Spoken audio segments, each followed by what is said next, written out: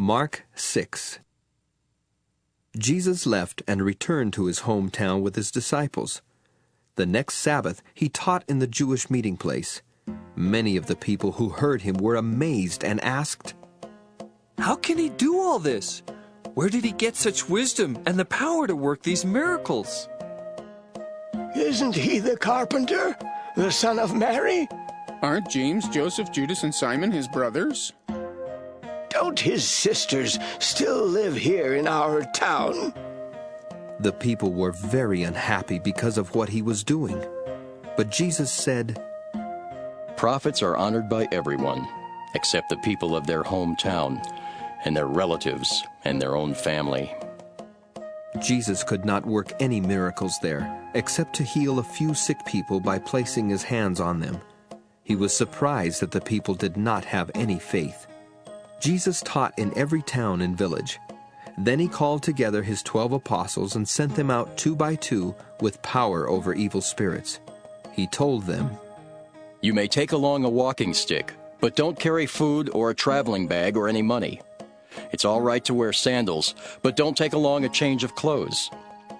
When you are welcomed into a home, stay there until you leave that town. If any place won't welcome you or listen to your message, leave and shake the dust from your feet as a warning to them." The apostles left and started telling everyone to turn to God. They forced out many demons and healed a lot of sick people by putting olive oil on them. Jesus became so well known that Herod the ruler heard about him. Some people thought he was John the Baptist, who had come back to life with the power to work miracles. Others thought he was Elijah or some other prophet who had lived long ago.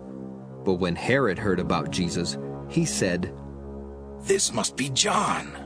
I had his head cut off, and now he has come back to life." Herod had earlier married Herodias, the wife of his brother Philip. But John had told him, "It isn't right for you to take your brother's wife." So, in order to please Herodias, Herod arrested John and put him in prison. Herodias had a grudge against John and wanted to kill him. But she could not do it because Herod was afraid of John and protected him. He knew that John was a good and holy man. Even though Herod was confused by what John said, he was glad to listen to him, and he often did. Finally, Herodias got her chance when Herod gave a great birthday celebration for himself and invited his officials, his army officers, and the leaders of Galilee. The daughter of Herodias came in and danced for Herod and his guests.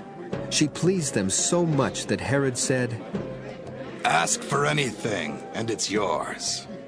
I swear that I will give you as much as half of my kingdom if you want it." The girl left and asked her mother, "What do you think I should ask for?" Her mother answered, "The head of John the Baptist."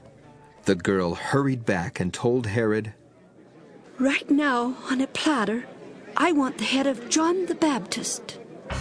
The king was very sorry for what he had said, but he did not want to break the promise he had made in front of his guests.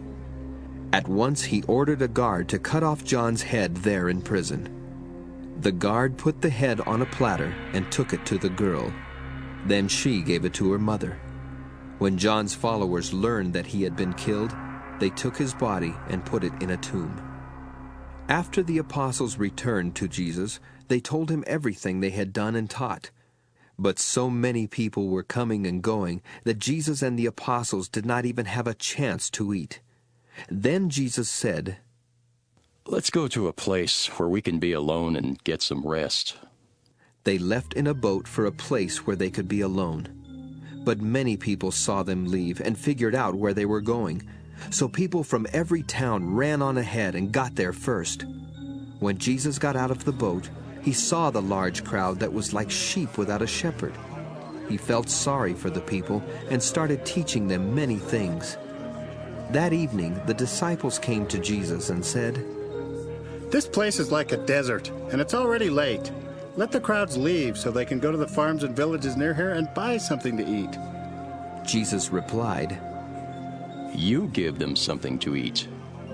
But they asked him, Don't you know that it would take almost a year's wages to buy all of these people something to eat?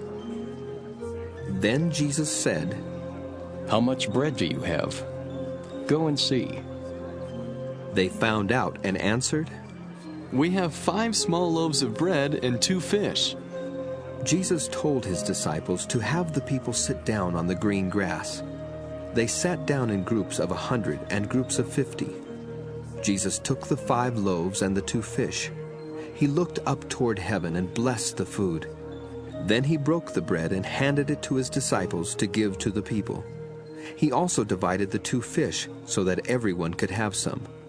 After everyone had eaten all they wanted, Jesus' disciples picked up 12 large baskets of leftover bread and fish. There were 5,000 men who ate the food. Right away, Jesus made his disciples get into the boat and start back across to Bethsaida. But he stayed until he had sent the crowds away. Then he told them goodbye and went up on the side of a mountain to pray. Later that evening he was still there by himself, and the boat was somewhere in the middle of the lake. He could see that the disciples were struggling hard because they were rowing against the wind.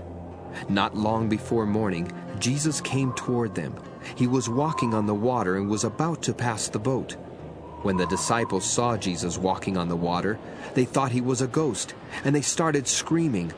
All of them saw him and were terrified. But at that same time he said, Don't worry! I am Jesus! Don't be afraid! He then got into the boat with them, and the wind died down. The disciples were completely confused. Their minds were closed, and they could not understand the true meaning of the loaves of bread. Jesus and his disciples crossed the lake and brought the boat to shore near the town of Gennesaret.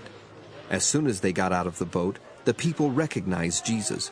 So they ran all over that part of the country to bring their sick people to him on mats. They brought them to him each time they heard where he was. In every village or farm or marketplace where Jesus went, the people brought their sick to him. They begged him to let them just touch his clothes, and everyone who did was healed.